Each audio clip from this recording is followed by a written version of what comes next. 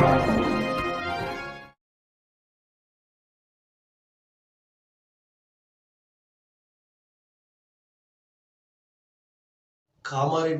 రక్తదాతల సమూహము మరియు Indian Red Cross Society, International Vaishya federation IVF ఆధ్వర్యంలో స్వామి వివేకానంద జన్మదినాన్ని పురస్కరించుకొని ప్రభుత్వ వైద్యశాలలో రక్తదాన శిబిరాన్ని ఏర్పాటు చేయడం జరుగుతుంది.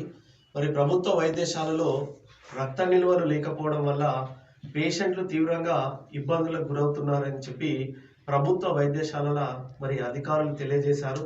మరి వారి సూచనల మేరకు కామారెడ్డి రక్తదాతల సమూహం ఎప్పుడైనా సరే ఆపదలో ఉన్న వారికి అండగా నిలబడుతుంది.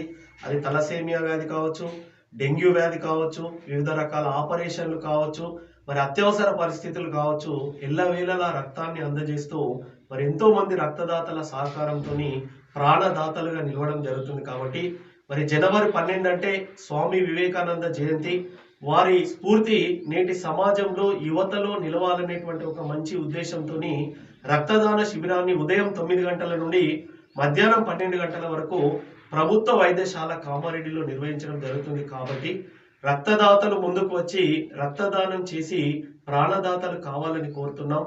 రక్తదానం చేసిన రక్తదాతలందరికీ కూడా మరి ప్రశంసా పత్రాలను అక్కడ ఉన్నటువంటి ముఖ్య అతిథులుగా విచ్చేసినటువంటి వారి చేత అందజేయడం జరుగుతుంది. రక్తదానం చేద్దాం, ప్రాణదాతలు అవుదాం.